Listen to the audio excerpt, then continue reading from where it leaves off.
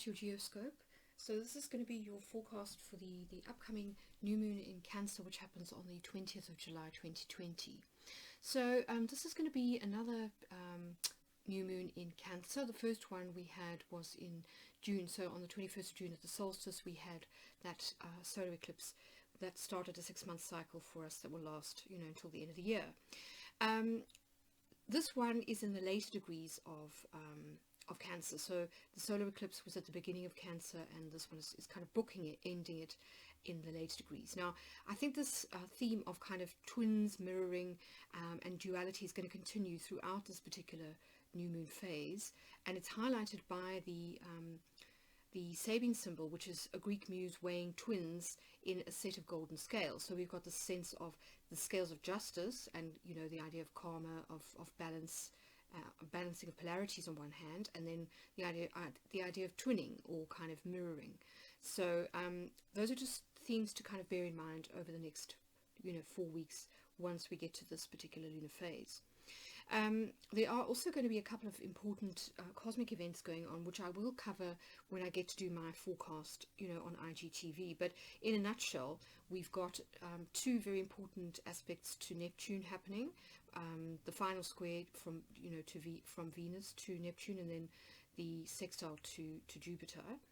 And then we've also got the 888 portal opening up around about the 26th of July, which will peak on the 8th of August. And then we also have the Sun moving into Leo a couple of days after this particular new moon. So we have the start of Leo season. So, lots of things to consider there. I do think that for you, this particular kind of new moon, like it has been for a lot of the other readings, is going to be a kind of a tale of 2 parts. You're going to start the lunar phase feeling the residue of the lunar eclipse energy, that sort of Capricorn energy, and then by the time I think you get to the end of that phase, after kind of 4 weeks from one new moon to another, I think you're going to be feeling much more in that kind of positive energy. And I think that Leo season will help with that, because Aries, you're a fire sign, and Leo's a fellow fire sign, so I think you always function better when there's a bit more fire around. So just something to bear in mind. But anyway, let's get into your reading and see what comes out. So I should also just mention while I'm shuffling that if you've been, if your interest has been piqued by these readings and you want to learn more about geomancy, I have actually just published I produced an ebook, which is all about geomancy, how to do these kinds of readings, what all the symbols mean, how they kind of connect up, and so on. So if that's something that interests you, there is a link in the description box to my website. And you can also download a free conversion chart from there, a little template that I've created, which kind of makes the conversions a little bit easier. And of course, the other thing to say is that we have got the whatchamacallit,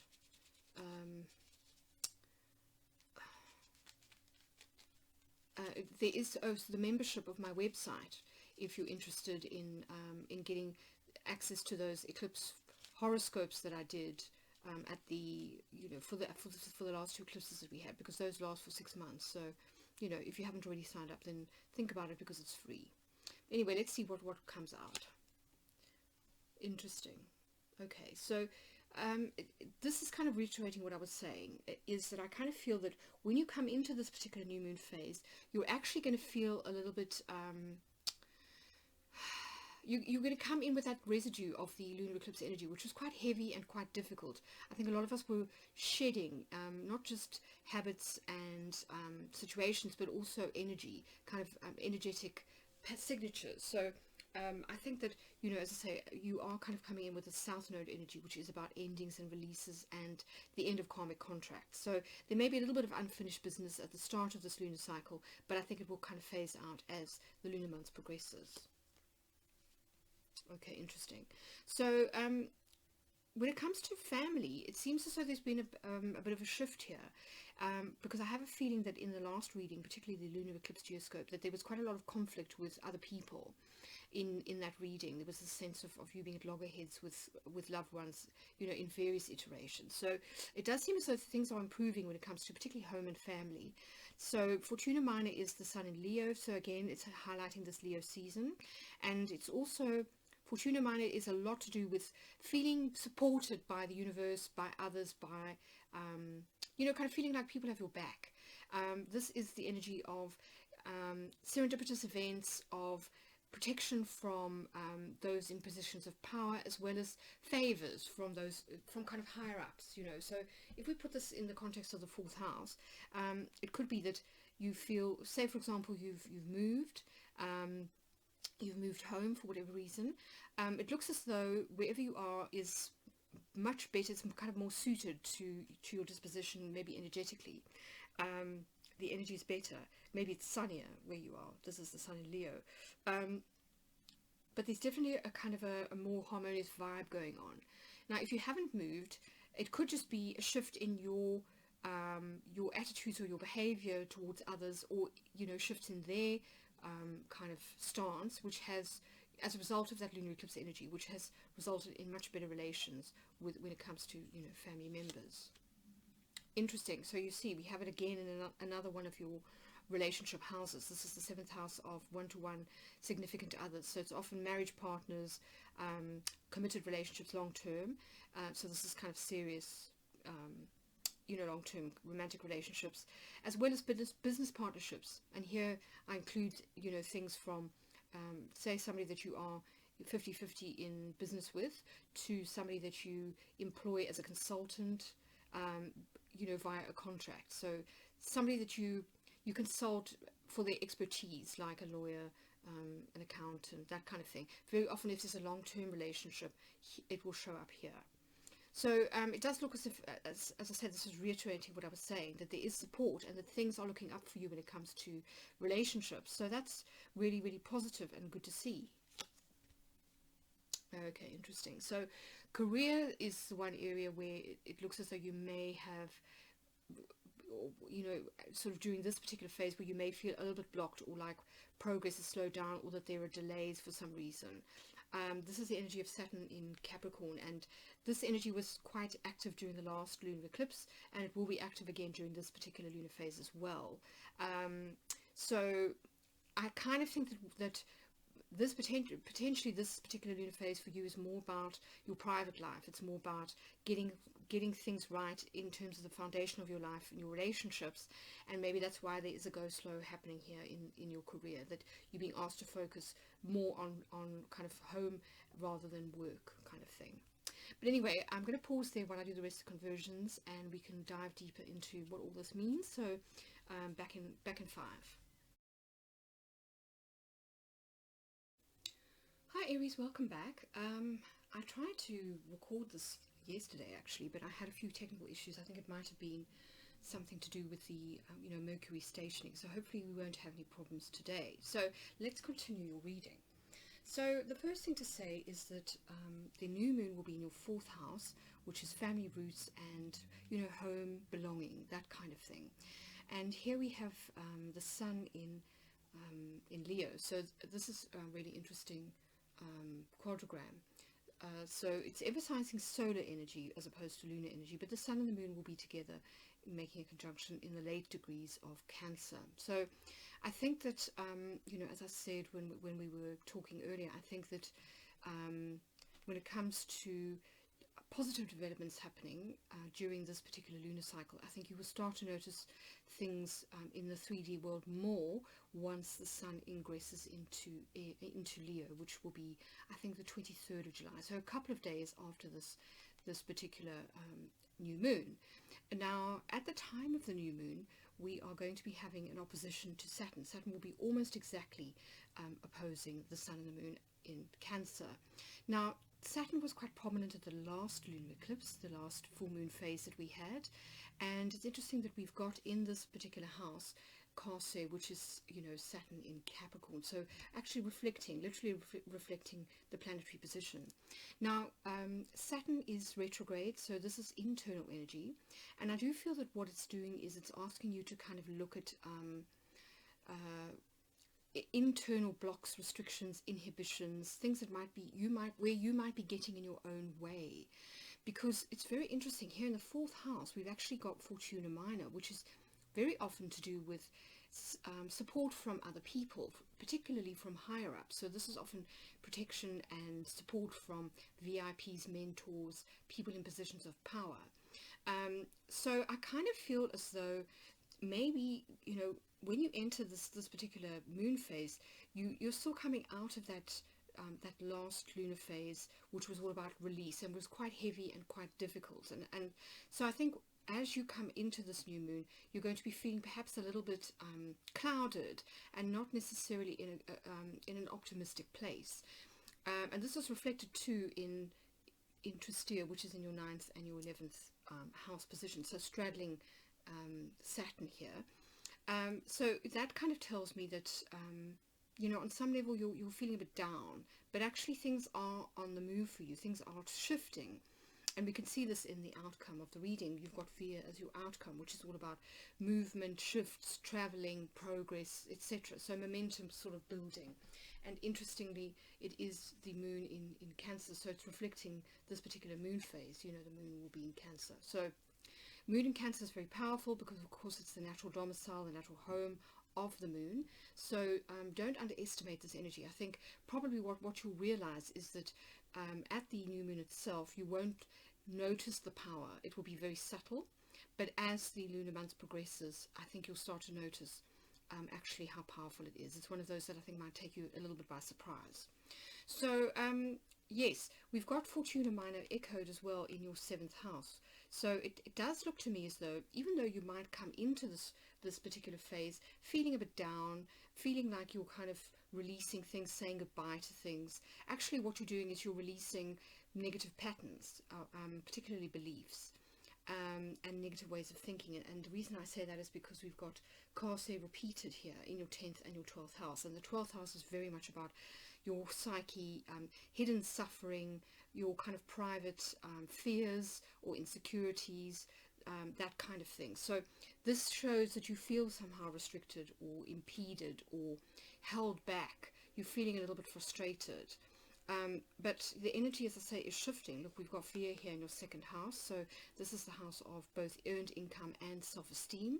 So there is movement in this house. So even though it may seem as though you're blocked in terms of your career, actually things are starting to shift. And maybe what's happening is that it's a case of rejection is God's protection. So maybe you're being stopped from going down a particular route because it's not actually in alignment with your soul purpose, with where you're supposed to be going, and you're pivoting. And look, I mean, here we've got movement, you know, this new moon energy in your 2nd house of earned income, and in your 6th house of work we've got Acquisitia, which is gain. So this is about financial gain, it's about abundance, it's about prosperity. And the 6th house is the house of work. So I do feel as though perhaps a new opportunity is coming in for you, as far as work is concerned, as far as employment kind of is concerned. So don't despair. I do think that, as I say, you need to be a little bit patient. I know that's not your strong suit, but I think that you know, the energy is shifting. And look, if we compare where you are when you start this new moon phase compared to where you end it, we've got Cauda Draconis, the south node, so a releasing of energy, and then we've got, as part of your outcome, Caput Draconis, which is the north node. So this is beginnings. So this is new energy coming in, which matches the energy of the new moon. So I think you really do need to be a little bit patient, particularly when it comes to matters to do with lovers, children, creativity, and new ventures or kind of new ideas that you may have. It's also interesting that we got Cauda Draconis reflected here. So I do feel as though what it's saying is that you've kind of lost your spark a little bit, and it might be, as I say, because of the recent difficulties that you've had as far as your career is concerned, as well as the blocks and the the kind of conflict that we saw in your last reading. So if you haven't watched that geoscope, I think for the lunar eclipse, do go and watch it, because I think that this is kind of the residue energy that's kind of coming out of that last cycle. So I do feel as though there's this need to kind of let go of hopelessness, apathy, negativity, and to get your joy back, to sort of really cultivate your joy, because as most people know, the sort of the secret of the secret is that you need to be in a happy, joyful space in order to be able to manifest. So you need to be kind of matching the frequency of that abundance in your own energetic field, and that means cultivating what brings, making sure that you refill the well, that you refill your cup, and that you kind of get into a happy place.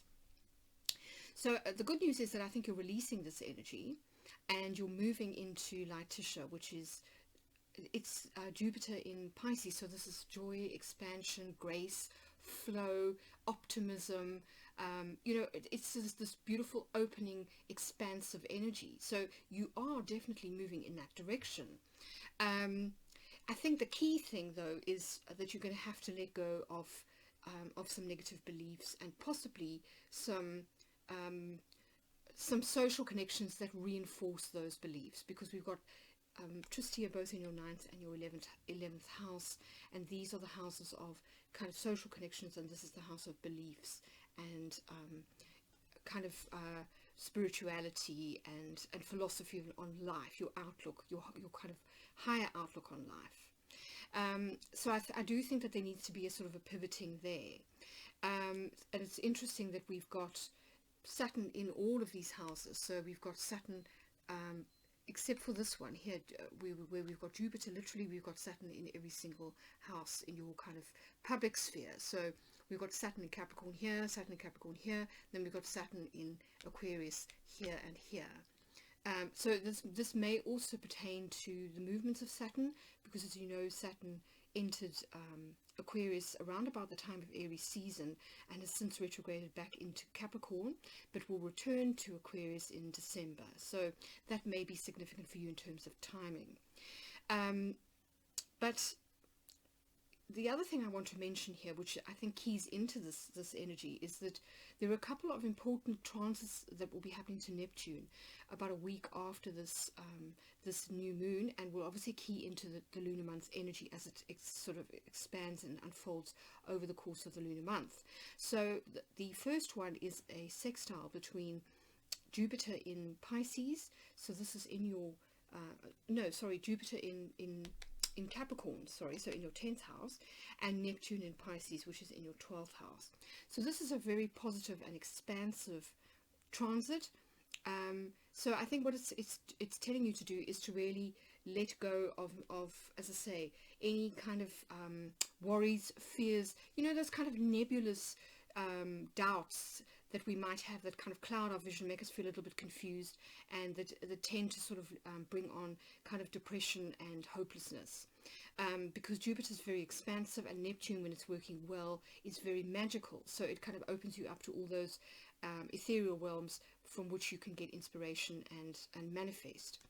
But then on the same day, there's also this balancing energy. So again, there's this idea of mirroring or twinning. So on the same day that we have this beautiful Jupiter-Neptune sextile, we've also got a square to Venus. So this is the lesser benefic, Jupiter's the greater benefic. So Venus is in the sign of Gemini, so that will be in your 3rd house here. So Venus will be making its last square to Neptune. So this is the 3rd pass of this particular transit. The first one was in May, the second one was in June, and this is the final one. So this is the kind of the wrapping up of that square. So I think that, if you look back to May and to June, you'll know what this is about. And this is a kind of a closing out of that energy, or the processing and integration of an important lesson that had to do with expectations and possibly with communication for you, because it is 3rd house, which is about your kind of mental outlook and the way that you present yourself to others and the way that you communicate. So this is self-expression, the throat chakra. Here we've got, interestingly, Albus, which is Mercury in Gemini. So it's emphasizing this Gemini energy. And Mercury will, in fact, it stationed yesterday as I'm sort of doing this reading. Mercury stationed the day before, so Mercury will be retrograde, so that should help when it comes to communications with others. But I think what Albus is saying here is that if you have kind of got yourself into a negative emotional state, which is affecting your outlook and therefore your communication with others, here and here, and vice versa, that people are mirroring you in your environment, that it's time to sort of wipe the slate clean, because Albus is white. It is a blank sheet of paper. It's about detachment from our emotions, and it's also sometimes about getting peace. So kind of coming to a place of peace and centeredness, and that then allows us to sort of almost press the reset button when it comes to interactions with others. And this may be why we've got this improvement in relations with other people, particularly one-to-one relationships and family. So I think that the key thing here is that during this lunar phase, you're essentially doing the pivoting that we talked about, during the I think it was the solar eclipse in Cancer that we had in June, where there was this wonderful trine to Uranus that talked about an internal pivoting. It could even have been during the last lunar eclipse. So just go back and watch the videos for both, because they will both be pertinent to this lunar phase, because it's the same. First of all, it's the same place where we had the solstice solar eclipse, and that began a 6-month cycle. This is only a 4-week cycle, but it's continuing the work of that long-term phase. And then the Saturn energy is bringing in and asking you to finish up stuff from the lunar eclipse, which was closing out a sort of an 18-month to 2.5-year cycle. So this is about sort of doors closing and then new doors opening, and that's why I think we've got Cauda Draconis and Caput Draconis. So the south node, you begin with the south node, you end with the north node. Yes, so it sounds complicated, but going back to Neptune, essentially I think the key is Neptune. So Neptune is asking you to pivot in terms of the way that you communicate your values and your interactions with other people, so kind of cleaning that up, resetting the way that you communicate with others, because you're going to see then how much support you actually have. You're going to, I think, start to see certain relationships in a different light. So while you had conflict last lunar phase, now you're moving into a much better place, and that's because you've pivoted. You're starting to pivot. You're leaving behind this kind of negative energy and this sort of pessimistic outlook, and a bit of depression and kind of loss and sadness, and also the sense of frustration and restriction, and you're starting to sort of see how to kind of pivot. And that is what's going to bring in this new phase for you, this brand new karmic cycle, and it's going to bring you happiness and joy and expansion emotionally. And this is what's going to build momentum and get you making progress in the outside world. So I would not be surprised if the next time I do a geoscope we see movement in the 10th house. Certainly there's movement, as far as everyday work is concerned. So even though you might not necessarily feel that you're on the road to kind of success, promotion and public recognition, you are definitely going to be earning more money. So that's good news. So more work opportunities coming your way, and definitely movement when it comes to money. So I mean, that's good news. And on top of that, you've got Lightitia in your 8th house. So I do think that if there have been issues around shared resources with either romantic partners or business partners, things are lightening up now. Things are looking up. So I think really this is a major kind of turning point. This is reflecting that turning point actually in the 3D that we saw in the last lunar eclipse geoscope. So yes, I think lots of reasons to be positive and optimistic, Aries. Hang in there, keep going. I know you're not always the most patient, but I really feel that if you persist and you persevere, you're really going to see that by the end of this lunar phase, you're in a completely different emotional state to where you were in the at the beginning of this lunar cycle. So yes, if you've enjoyed this, if it's resonated, do leave me a comment and hit the like button.